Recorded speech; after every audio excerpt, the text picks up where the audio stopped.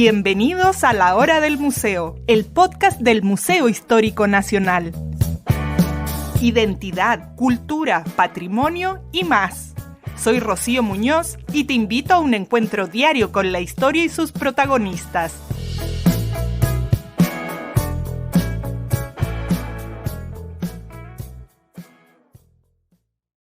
Hola, ¿qué tal? ¿Cómo están?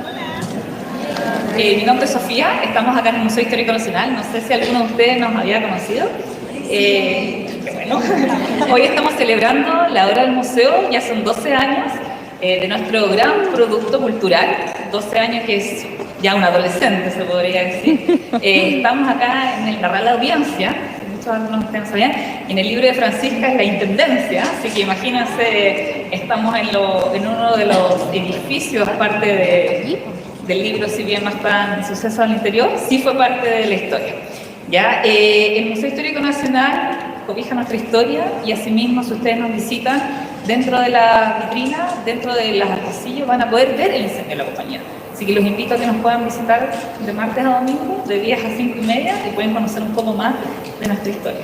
Y asimismo, el folleto que yo les di a ustedes directamente en sus manos, si bien habla de nuestro programa, hay una pequeña ilustración, ya que es el incendio de la compañía, que un año después se publica en un diario en Nueva York. Entonces, imagínense cómo eran los medios de comunicación, que meses después se da a conocer este incendio que pasó acá en Chile. Así que antes de comenzar la conversación, les quiero comentar un poco cómo es la metodología. Vamos a conversar, Rocío Muñoz, nuestra periodista, con nuestras dos invitadas, con Francisca Solar, con María José, directora del Museo de Bomberos de Santiago, ¿ya? Y en primera instancia va a dar las palabras nuestra directora y posteriormente vamos a comenzar con la conversación. Entonces es importante que sus teléfonos estén en silencio o en modo avión, porque esto va a ser una transmisión en línea. O sea, la gente de región que no tuvo instancia de venir lo va a poder ver por a través de nuestro canal YouTube. Y después, posteriormente, va a estar en Spotify. Así que si alguno disfruta mucho de la conversación, después puede meterse a Spotify y repostearle y compartirle y todo, porque es un material educativo y único. Imagínense estar conversando con la autora de una persona que investigó nuestra historia nacional y asimismo con un lenguaje más coloquial. Así que es súper interesante. Así que dejo con usted a nuestra directora, la señora Isabel Alvarado.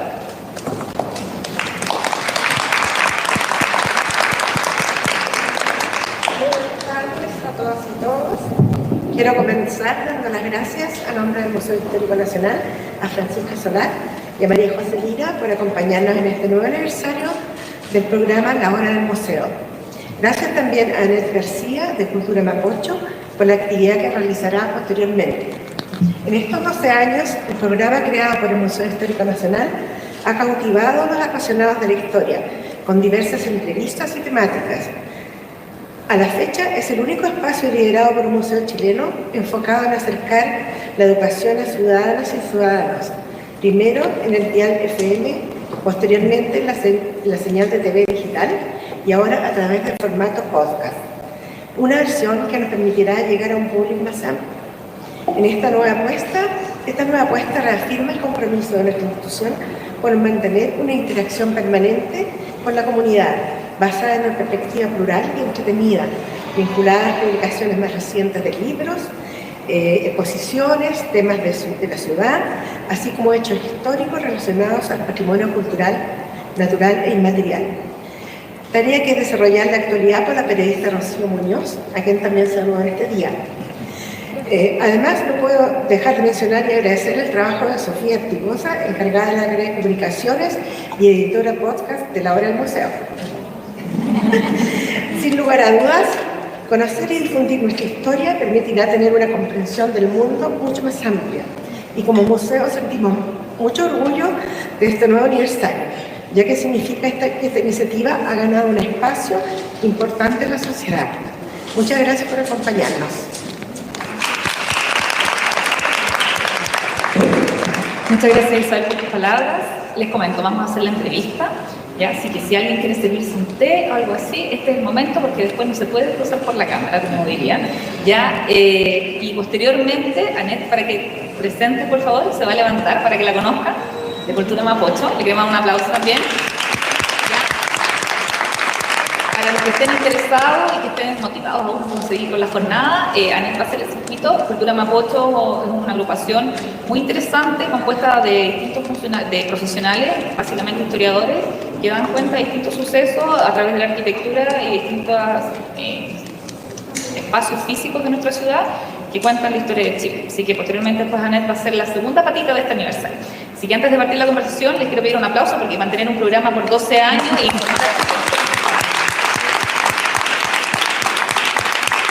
Si querés, con ustedes, ahora nuestra periodista, Rocío Muñoz, para que entrevista a nuestras invitadas Francisca y María José.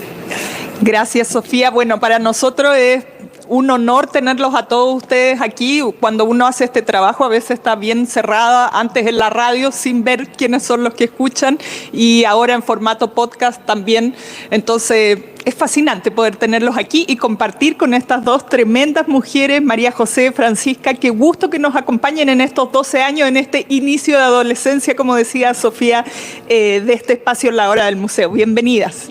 Muchas gracias, sí, gracias. Para mí es demasiado importante este tipo de actividades en espacios como este museo, porque esto es historia viva, ¿sí? Lo que nos decía Sofía al inicio. Estas eran las oficinas de la Intendencia de Santiago en 1863. Aquí estaba... ¿Sí? ¿Se escuchan? Sí.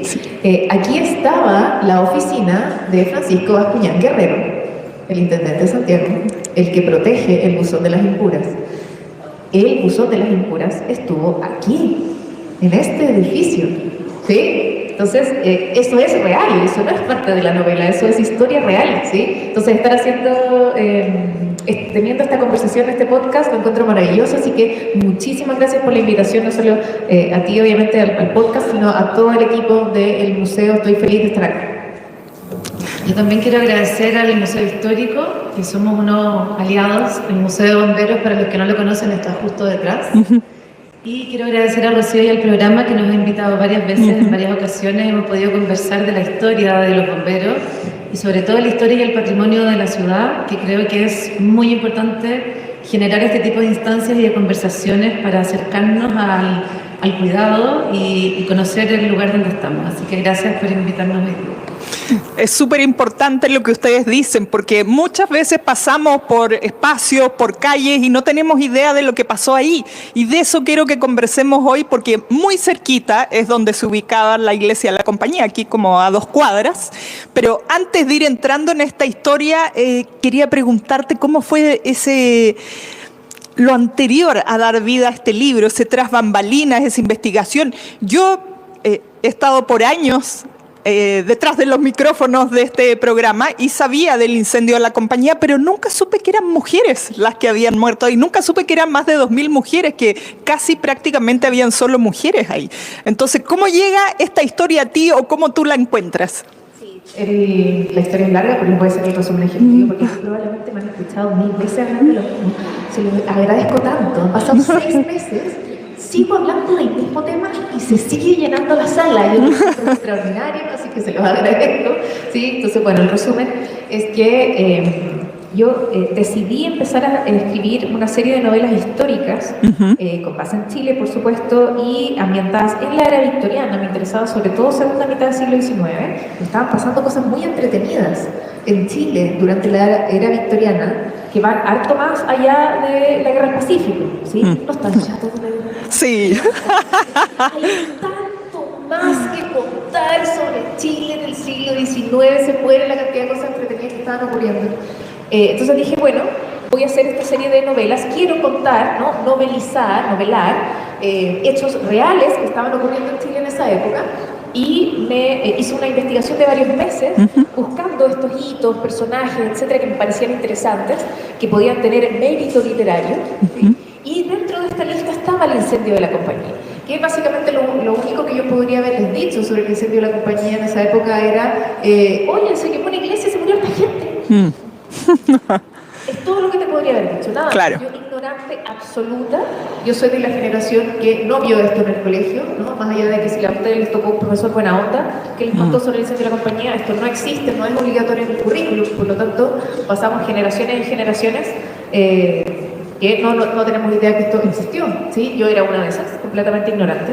Entonces, bueno, escribo varias novelas, ¿no? Ya tengo 3 novelas históricas publicadas y entonces digo, bueno, ¿cuál va a ser mi cuarta? Tomo la lista y digo, oye, a ver, esto del incendio de la compañía, a ver, voy a googlear. Voy a googlear así para cachar.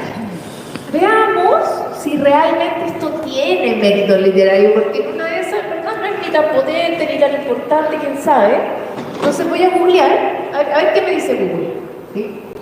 Yo he dicho esto muchas veces, yo no creo en las coincidencias, en las casualidades, la coincidencia sí. Yo no creo en las casualidades. Resultó que el algoritmo de Google, en esa primera búsqueda que hice, muy superficial, sino solamente para evaluar si el tema tenía mérito literario o no. El primer link que me arroja Google es a Memoria Chilena, y me lleva directamente a las cartas entre el intendente de Santiago, Bastián Guerrero, y Joaquín Larraín Gandarillas, peleándose el buzón de la impunidad. Eso es lo primero que yo sé sobre el incendio, lo primero de lo que me entero es que de este incendio brutal, violentísimo, donde murieron más del 2% de la población de Santiago, se salvó una caja con papeles. Es realmente extraordinario. Sí. Si lo piensen un segundo, ¿sí? Es de ese tipo de cosas que uno dice, hashtag eso nunca pasó. Increíble. Si se murió todo el mundo, la iglesia en ruinas, cadáveres irreconocibles, por eso tenemos una de las fosas comunes más grandes del mundo, hasta aquí en Recoleta. Esa es la violencia del incendio. ¿Y se salvó un buzón de cartas? No. Y dije, ¿cómo es posible que nadie nos haya contado esto? Si esto está sacado, esto está listo para Netflix. ¿Sí? ¿Cómo es posible que no nos hayan contado esto? Bueno, es lo primero que yo me entero, así en detalle, sobre el incendio. Y dije, obviamente tengo que contar esto. Ahí empezó realmente mi investigación sobre el incendio de la compañía. Por supuesto que a lo largo de la investigación me fui encontrando con muchísima más información increíble, que también era muy extraordinaria y que hizo que me entusiasmara todavía más contar esta novela. Pero siempre supe desde el inicio que mi novela iba a ser sobre el buzón. Mi novela iba a ser sobre las mujeres que murieron, no sobre el incendio como tal. ¿Sí? Y que, insisto, durante la investigación y obviamente haciendo todas las otras averiguaciones, también me doy cuenta que no se había escrito nunca este hito desde el punto de vista de las víctimas. Y eso es lo que hace tan inédito el buzón de las impuras y que ha hecho además que, creo yo, que es uno de los factores principales sobre el éxito que ha tenido, ¿no? Que es, no solo estoy contando el incendio con mucho más detalle y mucho más elementos de los que no se han contado nunca, sino además desde la perspectiva de las víctimas, que es lo que les devuelve la dignidad que la irrelevancia histórica les quitó. Qué increíble historia, y como tú dices, ¿cómo es posible que nadie nos haya contado esto, que no está en ningún libro de historia del colegio? No sé, ahora me parece que tampoco, y que personas que de alguna manera estamos vinculadas con la historia, como tú, como yo, no habíamos escuchado estos datos fundamentales.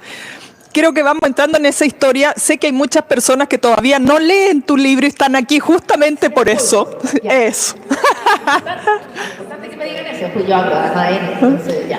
De todas formas, hay que leer el libro y vale muchísimo la pena. Bueno, hay muchos cambios que surgen a partir del incendio.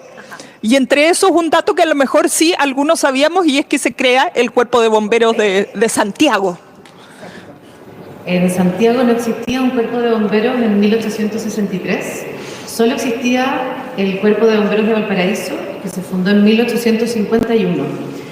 Hoy día me preguntaban a propósito como ¿por qué no? Casi 14 años después, no lo sé, quizás tenía que pasar una tragedia así, pero efectivamente cuando ocurre este incendio, con toda la tragedia que hablaremos seguro más adelante, José Luis Claro y Cruz, que era un comerciante, pone un aviso en La Voz de Chile y en el ferrocarril llamando a voluntarios para formar un cuerpo de bomberos como el de Valparaíso, porque no podía ser que hubiese sucedido esto. Y los llama a su oficina y llegan más de 300 hombres, profesionales, técnicos, sacerdotes, etcétera, de muy distintas áreas, digamos, y se decide que tiene que ser un cuerpo de bomberos voluntario para estar al servicio de la comunidad, cosa que se mantiene hasta el día de hoy. Y eso ocurrió el 20 de diciembre de 1863. O sea, 2 semanas después había un cuerpo de bomberos en Santiago que se comprometía a que esto no podía volver a ocurrir nunca más en Chile. Y algo bonito de eso es que, perdón, llego, que algo muy bonito de esto, que es parte como del análisis histórico que realicé, y justamente para entender muy bien desde qué perspectiva tenía que contar la novela. Algo muy bonito de la fundación del Cuerpo de Bomberos de Santiago es que, como bien dice María José, es bien inaudito que a 1863 no hubiese bomberos en Santiago. Había en Valparaíso, y ¿cómo es posible que no había en Santiago? Y uno dice que ¿nunca se quemó nada en Santiago? No, sí, claro que sí. Hubo muchas veces varios incendios. La misma iglesia de la compañía ya se había incendiado antes, ¿sí? ¿Qué es lo nuevo, entre comillas, con el incendio de la compañía y que hace imperativo la urgencia de la fundación del Cuerpo de Bomberos de Santiago? Es que murió gente, murieron personas. Nunca antes en ningún otro incendio en Santiago había muerto tanta gente, y la gran abrumadora mayoría de las personas que murieron eran mujeres, ¿ya? Entonces, ¿por qué relevo esto? ¿Por qué creo que es importante, y sobre todo desde el análisis histórico? En 1863, las mujeres eran objetos, eran propiedad, ¿sí? No tenían derecho a la identidad, no eran ciudadanas, con suerte eran tratadas como seres humanos, eran propiedad del padre, y esa propiedad, ¿no?, se transfería al marido al casarse, ¿sí? Eran tratadas como propiedad, como objeto, ¿ya? Para el incendio de la compañía, donde, ustedes saben, mueren más de 2.000 personas, la gran mayoría son mujeres, además mujeres jóvenes, mujeres en edad fértil, entre 20 y 40 años, que son obviamente la gran masividad del culto mariano, obviamente eran mujeres jóvenes. Lo extraordinario de esto es que sucede el incendio, mueren todas estas personas, mueren esta cantidad de gente, y son hombres importantes de la época, porque en el primer directorio está Jaime Cuña Maquena, está don Henry Mates, hay gente importante, ahí está Manuel Rengifo. Ellos deciden que la fundación del primer Cuerpo de Bomberos de Santiago es imperativo porque creemos que la vida está primero antes que la propiedad. Y las personas que murieron, las mujeres que murieron, son seres humanos, son vidas importantes. Sé que puede sonar un poco rebuscado, pero es un acto feminista. Para la época lo es, porque lo que hacen estos hombres es decir, ahora vale la pena tener un cuerpo de bomberos. ¿Por qué? Porque murió gente. Esas mujeres que están ahí adentro eran vidas importantes, vidas, es como si se hubiesen muerto 2.000 hombres, habría sido igual de importante, y además, porque lo digo y como contrapunto, es que, y esto lo saben las personas que leyeron la novela, esto no es spoiler, es historia real, ¿ya? Esto es historia de Chile, ¿sí? Hubo un grupo de hombres que incluso con las mujeres quemándose vivas en martirio, decidieron que las mujeres seguían siendo objetos, ¿sí? Y ese grupo de hombres eran sacerdotes que cerraron intencionalmente una vía de escape para salvar los muebles de la sacristía. ¡Qué horror! Porque consideraban que los muebles de la sacristía eran más valiosos que las mujeres que estaban adentro. Esos hombres dijeron, entre objeto y objeto, entre un candelabro de plata y una mujer, prefiero el candelabro. Son dos objetos. Hubo otros hombres que dijeron, aquí no hay discusión, no hay análisis. Tenemos una vida, tenemos una persona y tenemos un objeto. Y nosotros estamos por la vida. Entonces la Fundación de Bomberos tiene esa impronta muy bonita de estamos por la vida primero, por las personas. Lo primero es salvar vidas. Después vemos si salvamos los muebles, salvamos la casa, que también hay un área de bomberos, ¿no?, que se dedica a salvar patrimonio, etcétera, que está perfecto, ¿sí? Pero primero están las vidas. Y cómo llegaron a esa conclusión con la muerte de mujeres, ¿sí? Ahora, y ahí, perdón, creo que es importante recalcar, o no sé si todos saben, que en esa época Santiago tenía cerca de 300.000 habitantes y murieron cerca del 2 al 3% de la población, y dicen que todos los santiaguinos tenían algún familiar que murió en el incendio. Por lo tanto, claramente, sumado a lo que tú comentas, Fran, era un argumento muy importante para que esto no volviera a pasar. O sea, de 27 mujeres murió una, esa es como la estadística, donde todos tenían algo que perdieron, alguna persona que perdieron en el incendio. Por lo tanto, eso también fue un motivo muy importante para decir esto no puede pasar nunca más. Bueno, y familias que perdieron la mitad o se quedó solo el hombre, murieron sus hijos, murieron las esposas, sobrinas. Bueno, pero quería, aprovechando que mencionabas a ciertos culpables, aunque la historia no ha sentenciado, digamos, a nadie, quería que habláramos de eso. Vamos al incendio, porque tú cuentas aquí en el libro, tampoco es tan spoiler, por ejemplo, el vestuario. Hay mucho énfasis en el vestuario, que es una de las cosas que dificulta el escape de las mujeres ahí. Entonces vamos al incendio en sí, que también son datos que ustedes pueden encontrar googleando por ahí, que no les vamos a spoilear toda la historia. Entonces, en el momento del incendio, ¿qué es lo que pasa ahí? Porque es como cerca de una hora. Yo me preguntaba, ¿cómo es posible? Como 50 minutos. Como que en 5 minutos podría estar evacuado y se salvan todos. ¿O Claro. qué es lo que pasa ahí? Bueno, es muy importante lo que tú dices. Hay de las pocas personas con las que yo me encontré en mi investigación, por supuesto, de las pocas personas que sabían sobre el incendio, hay como dos grandes discursos que se repiten. Generalmente lo que sabe la gente es algo muy vago, ¿no? Se quemó una iglesia, se murió harta gente, ¿sí? No te saben contar más detalle que eso, y esto es sin juicio, ¿no? O sea, obviamente no tienen cómo saber si nadie te enseña esto, ¿no? Y hay muy poco material bibliográfico, etcétera, entonces ¿cómo saberlo? Entonces yo los separo como en dos grandes grupos. Están las personas que te dicen, ah, sí, esta iglesia que se quemó en el centro, se murió harta gente, de ahí nace bomberos. ¿Sí? Hay gente que lo asocia inmediatamente a bomberos, que me parece perfecto porque es real, así que está todo bien. Y un segundo grupo, que es el que más me importa a mí, que es el grupo que te dices, ah, sí, se murió harta gente, se murieron hartas mujeres, que los vestidos. ¿Sí? Yo me indigno rápido, dije, y claro, yo escucho esto y me indigné inmediatamente. ¿Sí? Esto también lo he dicho harto en entrevistas. Cuando el relato histórico culpa a la víctima, es mi deber sospechar, es mi deber dudar. Generalmente, cuando se culpa a la víctima, se está protegiendo al victimario. Y en este caso específico, en el incendio de la compañía, se supone que fue un accidente. Y así yo también lo cuento en la novela, ¿sí? El origen del fuego es accidental, efectivamente.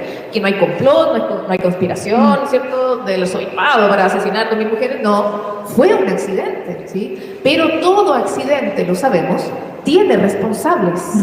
No culpables, puede que no haya dolo, pero sí hay responsables. Y aquí hay responsables directos con nombre y apellido, que son obviamente los jesuitas, que son quienes administraban y tomaban todas las decisiones sobre esta celebración mariana, ¿sí? Específicamente el presbítero jesuita Juan Bautista Ugarte, que es el director de las Hijas de María, de esta Asociación de Mujeres Marianas, y además es el párroco responsable de todas las decisiones durante el mes de María. Entonces es él, literal, y además esto está consignado en toda la prensa. ¿Sí? Lo extraordinario de esto es que El Buzón de las Impuras, que es una novela y es ficción, por cierto, es ficción documental, pero este es uno de esos hechos históricos que realmente uno dice aquí, casi que yo no tuve que inventar nada, porque aquí la realidad supera la ficción en cada esquina. ¿Sí? Entonces, en el fondo los jesuitas toman una serie de muy malas decisiones, de negligencias, que llevan al origen del incendio, a la cantidad de material inflamable que había dentro de la iglesia, etcétera, etcétera. Pero el tema asociado a eso es el número de muertes. Una cosa es que el origen del incendio haya sido accidental, y efectivamente nadie tiene la culpa, sí es responsable, pero no tiene la culpa. Y otro tema es el número de muertes, porque aquí mueren más de 2.000 personas. ¿Se pudo haber salvado más gente? Claro que sí. Y ahí es donde yo pongo el dedo en la llaga, por así decirlo. Porque ahí sí, y yo lo transmito como tal en la novela, ahí sí hay dolo. Ahí sí hay decisiones clarísimas, voluntarias, de privilegiar los candelabros de plata y las alfombras que las mujeres. Por eso yo suelo decir que si el incendio de la compañía hubiese ocurrido hoy, el presbítero jesuita Juan Bautista Ugarte estaría enfrentando cargos por cuasi delito de homicidio. En 1860 1963, por supuesto, no ocurrió absolutamente nada, aunque se tenía toda la evidencia, y con evidencia me refiero a que la misma Intendencia de Santiago hizo un inventario de todos los muebles que se salvaron de la sacristía. Y la conclusión, que esto sale en la prensa, la conclusión es básicamente, es imposible que se hayan salvado todos estos muebles si no es al mismo tiempo que las mujeres se están quemando adentro. Entonces aquí hay dolo, se cerró una vía de escape de forma consciente para que las mujeres no pudieran escapar y así se pudieran salvar los muebles, ¿sí? Entonces, me dicen en el fondo, así que Ugarte es como el gran villano de la novela. No, no es el villano de la novela.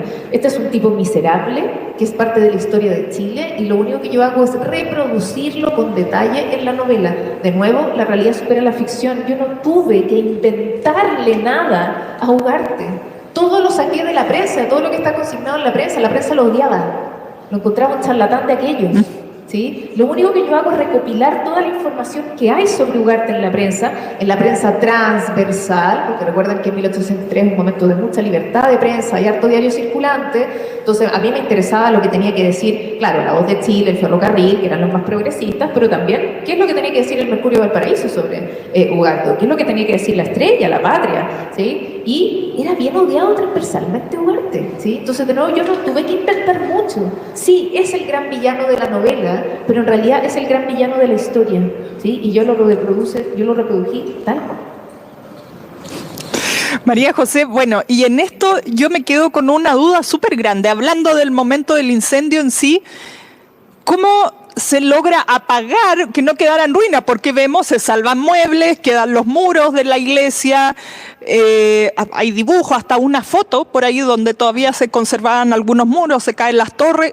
¿Cómo se detuvo el fuego, aunque fuera con estas 2.000 víctimas? Bueno, yo creo que ahí hay un tema importante que también es bueno conocer. En el fondo este incendio comienza con una antorcha que se le cae a un sacristán en el altar y hay que imaginarse, y ojalá vean estas ilustraciones que hay, porque yo me imagino que así era. Estaba repleto de guirnaldas de papel, estos vestidos, se me olvidó el nombre, Las crinolinas, claro. que tenían un ruedo enorme. Además hay que pensar que en esa época no todas las iglesias tenían bancos, por lo tanto las mujeres llevaban sus Eso. Exacto, las alfombrillas de misa. se sentaban en el suelo, otro textil, y por supuesto que con estos ruedos no se podían parar, tampoco se lo podían sacar, eran corsés, o sea, no había cómo. Y además, como era una fiesta tan especial y tan ritual, se decide cerrar las puertas por un tema de iluminación, de audio, de acústica, no había amplificación, nada. Se decide cerrar las puertas cuando las puertas se abrían hacia adentro. Entonces pasa esto. ¡Qué horror! Y no había cómo escapar. Y ahí también lo que nosotros transmitimos en el museo y nos han enseñado los bomberos es que en 2 o 3 minutos el fuego puede descontrolarse y provocar una tragedia. O sea, 2 o 3 minutos, para que nunca lo olviden. Se tiene que actuar rápidamente. Acá fueron 50 minutos de incendio, 40. Imagínate, o sea, de hecho los relatos de la época hablan de todos los cuerpos arrumbados, la gente pasaba por ahí encima, fue una cosa realmente terrible y se apagó por la comunidad, empezaron a llegar todos porque los gritos, campanazos de otras iglesias y eso es. Y con agua de donde fuera. Se apagó, entre comillas, solo, claro. Se consumió básicamente, se terminó de consumir todo. Sí, igual es importante decir que sí se derrumba la iglesia lo suficiente. Lo que queda en pie es la fachada, es una fachada de piedra, que es básicamente lo que siempre quedó en pie después de todos los incendios, después de todos los terremotos. Lo que siempre quedaba en pie era la fachada, ¿sí?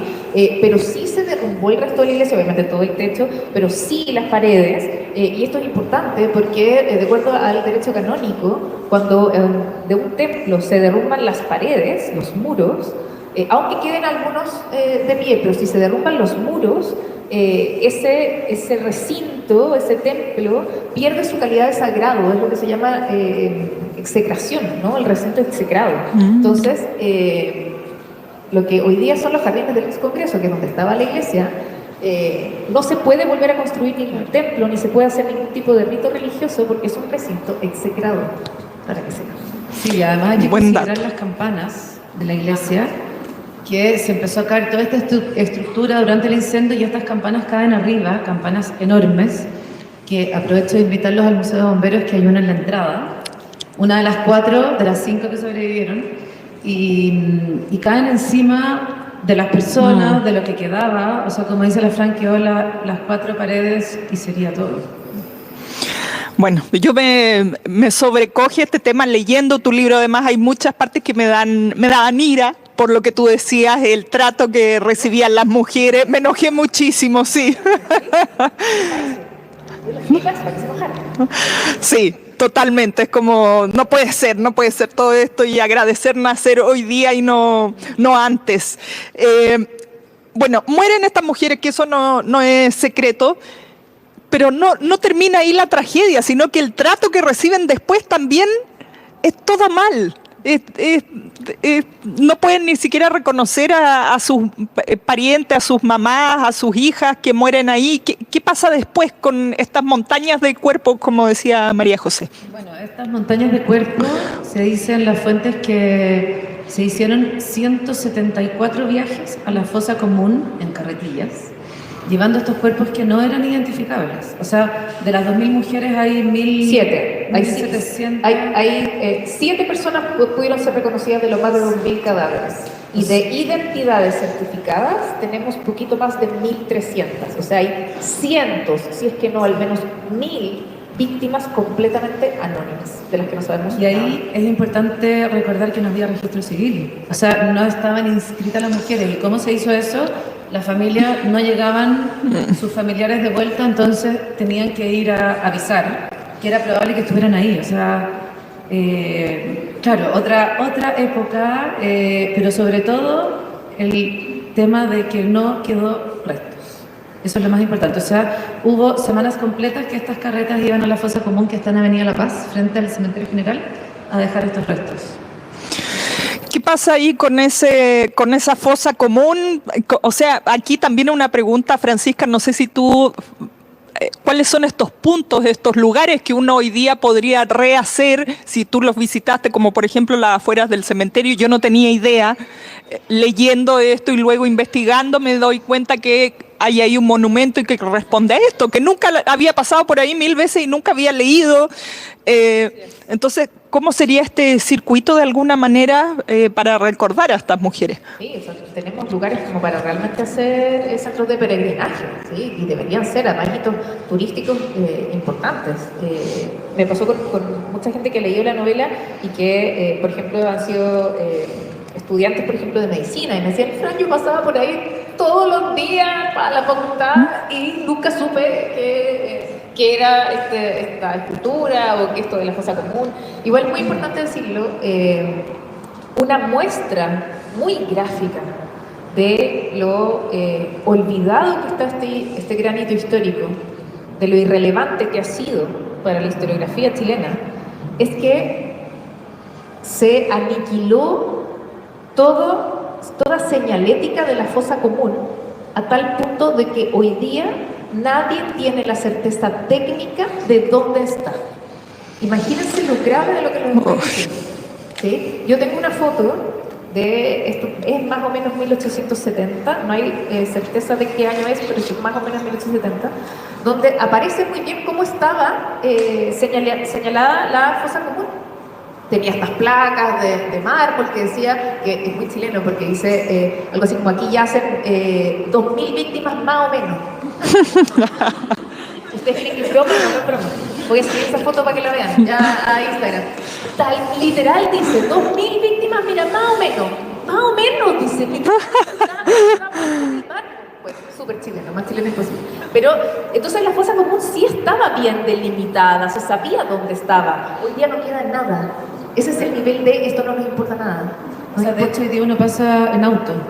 Claro, por encima. Exactamente. En 1900, esto es súper importante decirlo, en 1928, gracias a una campaña de bomberos de Santiago, específicamente del teniente Alberto Reed, se instala la escultura de la Dolorosa, el monumento al dolor, que es la que está aquí al centro de la Plaza de la Paz, que es en memoria de las víctimas. Y se habilita la Plaza de la Paz como un memorial. ¿ya? Yo tengo esa foto también, es precioso el memorial. Había pastitos, banquitos alrededor de la escultura, o sea, claramente tenía esta impronta de este es un lugar para detenernos, un lugar de recogimiento, para pensar en las víctimas, nada de eso quedó. Se arrasó con todo eso, ¿sí? Se arrasó con la historia, ¿ya? Entonces, insisto en esto, lo de la fosa común. Lamentablemente, como no se ha hecho ninguna pericia técnica, aquí estoy hablando de georradares o directamente de entrar a navegar, ¿cierto? De excavar y encontrar material orgánico. No se ha hecho nunca las pericias necesarias para poder certificar la fosa común. Por lo tanto, no tenemos la claridad, la certeza de exactamente dónde está. Solo sabemos que está en el terreno, ¿no?, del cementerio general. Eso sí lo sabemos. Pero no tenemos idea si es 100 metros más para acá, 100 metros más para allá. No lo sabemos. Yo lo encuentro atroz. Es terrible decirlo, ¿sí?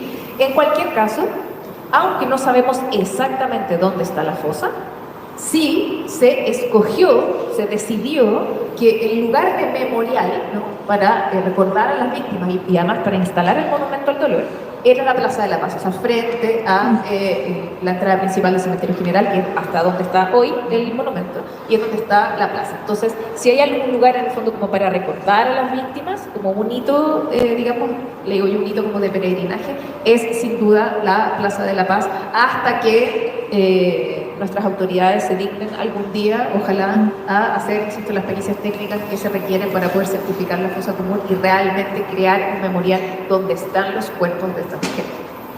Bueno, es parte de lo que hace tu libro, poner este tema sobre el tapete, sobre la mesa, como partimos conversando. No, ninguna de nosotras sabía en detalle esta historia y se fue descubriendo y uno la va descubriendo al leer tu libro, porque además uno queda con ganas de seguir investigando, porque como tú dices, bueno, tú montas una historia, pero que es real en el fondo y se cuenta a través de una familia, pero yo indagando, hubo muchas familias así como esa, donde murió la mamá, las hijas, sobrevivió una persona, bueno, y no se sabe qué pasó con ellas y de un día para otro se quedaron sin su familia tan cercana. O sea, ¿qué pasó con esos hombres también terribles? Algunos se fueron a ser parte del cuerpo de bomberos, según entiendo. Sí, efectivamente. Y lo tomaron como una misión. La que podían ayudar. Y otros salieron a marchar, ustedes saben. Yo no sé si, aquí voy a declarar mi ignorancia porque no lo sé, ¿ya? Pero hubo una marcha de hombres. Y es más inaudito que eso. Marcha de hombres en Santiago. Los hombres salieron a marchar. ¿Por qué? Porque el arzobispado estaba pidiéndole al Estado que les devolviera el terreno donde estaba el templo de la compañía para erigir un nuevo templo y no sé qué, y salieron los hombres de Santiago, de las grandes familias de Santiago, salieron a marchar a decir ¡no le es una esquina maldita! Es un recinto execrado, basta, hay que demoler las ruinas de esta iglesia, nunca más se vuelve a levantar nada.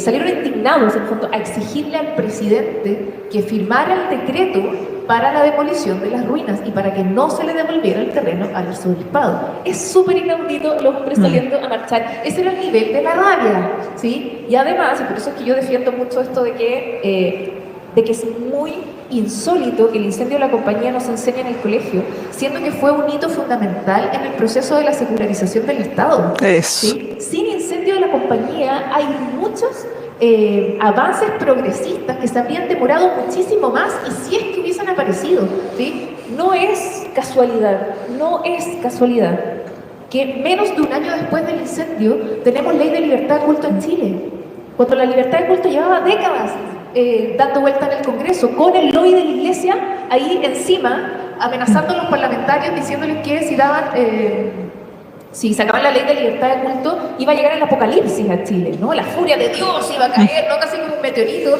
Ustedes pueden, memoriachilena.cl, ¿ya? Sí, para que no crean que es mi opinión, ¿no? memoriachilena.cl, si tienen estómago, vayan a leer los discursos de la reina Cantarilla en el Congreso.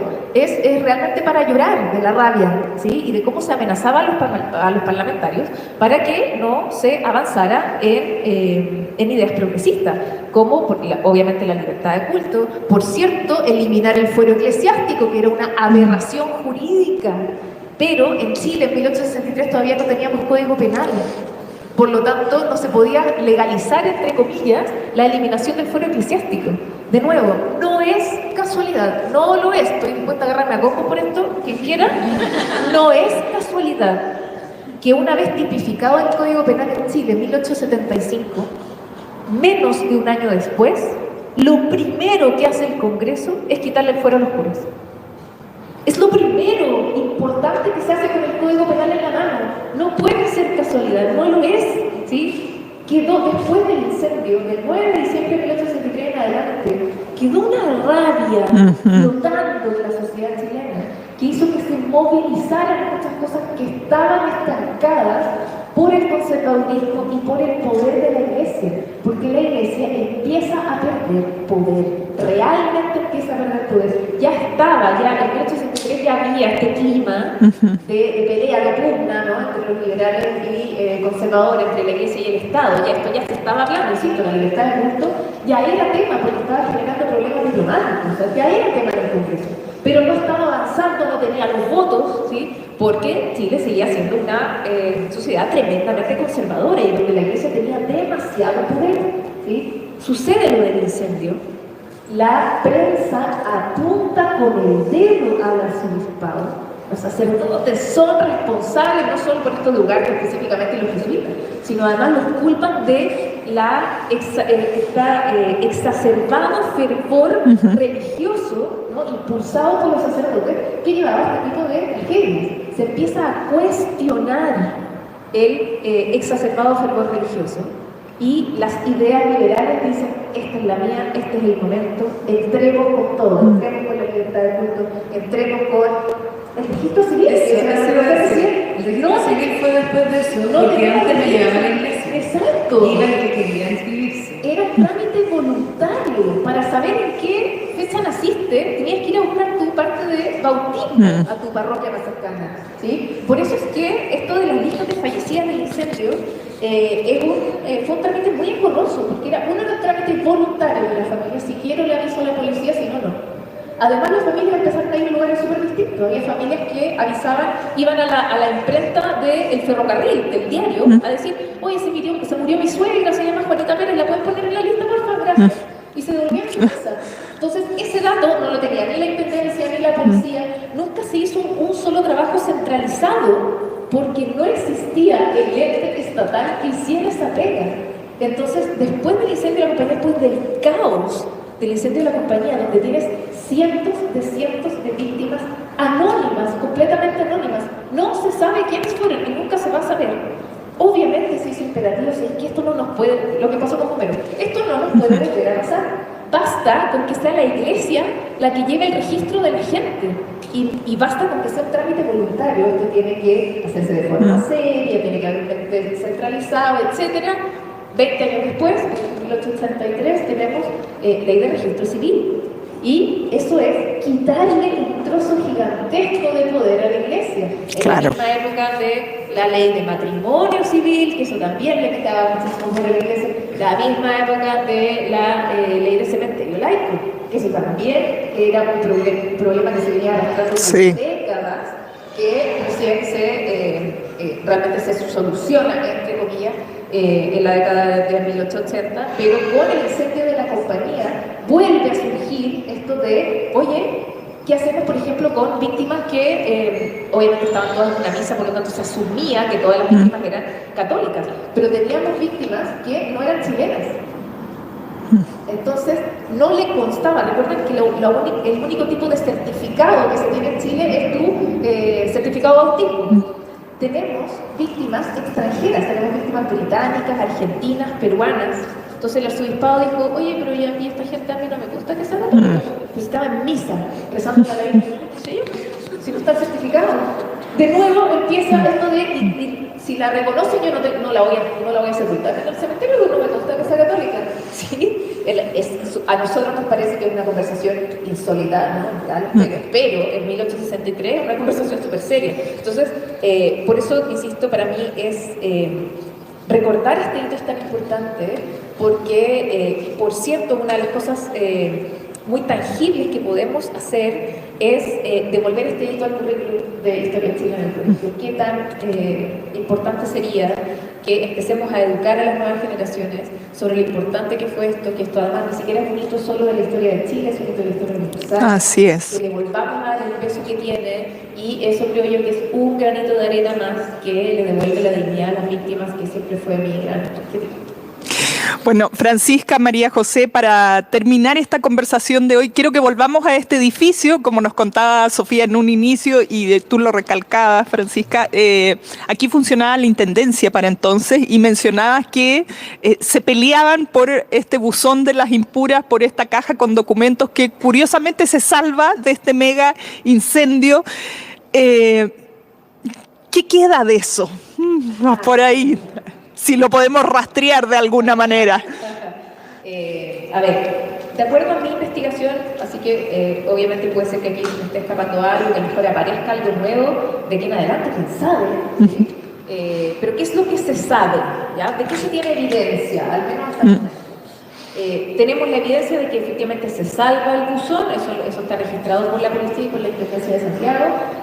Sabemos que el intendente de Santiago, Francisco Acuña Guerrero, se apropia del buzón, ¿cierto? Y lo guarda en su oficina como parte de la investigación, ¿sí? Porque todavía en ese momento, en los primeros días, todavía se manejaba, sobre todo en la prensa, la teoría de que esto podía sí haber sido intencional. Sí, efectivamente, ya se descarta después, pero en los primeros momentos, sobre todo por la rabia, ¿cierto? Por el shock, por la impotencia, circuló en la prensa esto de, oye, en una de esas lecturas hicieron esto adrede, ¿sí? Y si se descartó después, pero era lo que estaba circulando. Entonces lo que hace Acuña Guerrero es tomar el buzón, lo guarda en su oficina de la Intendencia, que estaba aquí en algún lugar del segundo piso. Ahí quedó guardadito el buzón. Entonces, de lo que sabemos es que solo Acuña Guerrero fue la única persona que tuvo acceso a las cartas, que leyó las cartas y guardó las cartas, no recuerdo, ¿sí? Y sabemos que Joaquín Gandarilla, cierto, que era un sacerdote muy importante de la época, lo interpela por carta pública, como la carta del director del Mercurio, ¿no? Lo interpela por carta pública diciéndole: supe que usted recuperó el buzón de la Virgen intacto y no sé qué, le exijo que me lo devuelva porque es del arzobispado, pero si no quisiera devolvérmelo, yo le exijo que tiene que mostrar, exhibir el contenido de todas esas cartas y exhibir la identidad de todas esas mujeres que fueron muertas recientemente fallecidas. Tiene que exhibir la identidad de todas esas mujeres y el contenido de todas esas cartas, porque me cuentan, aquí fue muy torpe la reina Gandarilla, era un tipo súper inteligente, malo, pero inteligente. Y aquí fue muy torpe, porque se acusó solo. Nadie lo llamó, nadie le pidió nada. se echó al agua. Se echó al agua solito, porque dice: mira, me contaron, es el clásico así, mira, es para un amigo. Mira, me contaron, cuentan que estas mujeres, en estas cartas, están diciendo que el templo de la compañía es un foco de inmoralidad y corrupción. Literal. Esto es evidencia histórica. Eso lo está diciendo mismo la reina. Y la carta de respuesta de Acuña Guerrero, que es una maravilla de paseo agresivo, por favor vayan a leerlo, porque, si lo resumo, ¿no? El intendente le dice: no pienso devolverle nada. Es imaginado. Yo le respondo al presidente de la República, no a ningún sacerdote. Así que me da lo mismo lo que usted quiera, no pienso devolverle nada. Además le dice: usted sabe que además todas estas cartas están protegidas por el sacramento de la confesión. Usted no es sacerdote, no debería saber esto. No, la carta es maravillosa, pero por supuesto con la parsimonia, ¿cierto?, de 1863, que es muy bonito leerlo. Bueno, y además dice: no pienso por ningún motivo exhibir el contenido de estas cartas ni la identidad de estas mujeres. Lo único que sí le puedo decir, uno dice: ¿para qué la reina Gandarillas pide exhibir? Claro. Supuestamente en estas cartas hay denuncias, hay sacerdotes que quedan mal parados, aquí probablemente hay denuncias de abusos. Se está disparando en el pie de este cura, o sea, ¿para qué quiere que se exhiban esas cartas?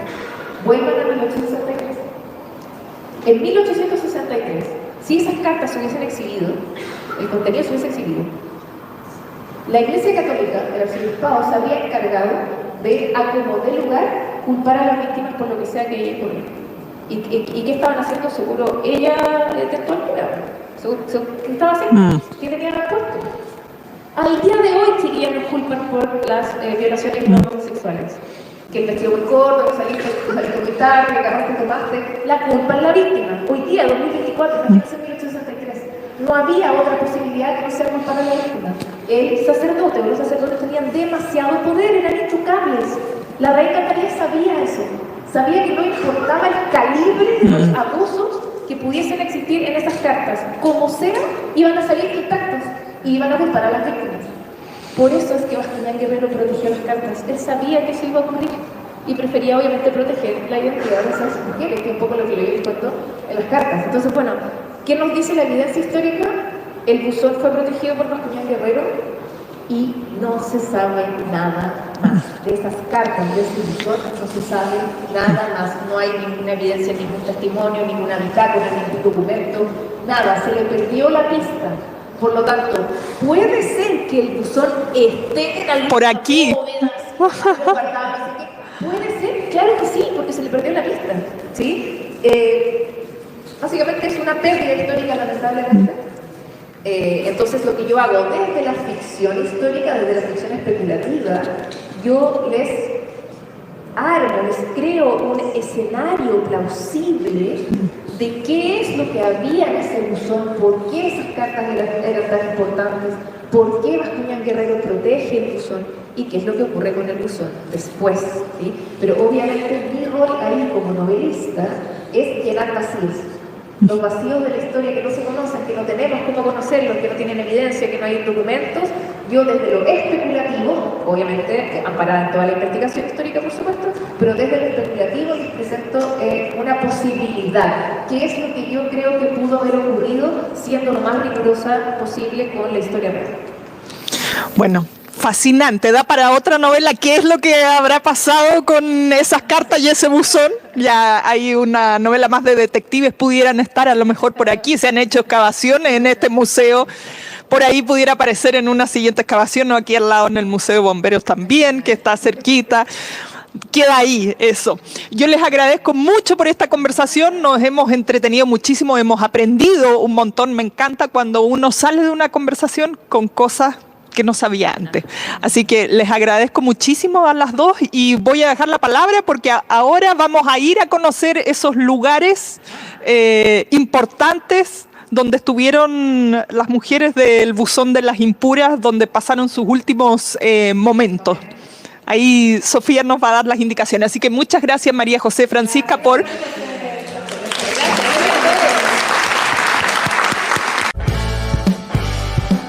Esto fue La Hora del Museo, un encuentro cotidiano con nuestra historia, el podcast del Museo Histórico Nacional.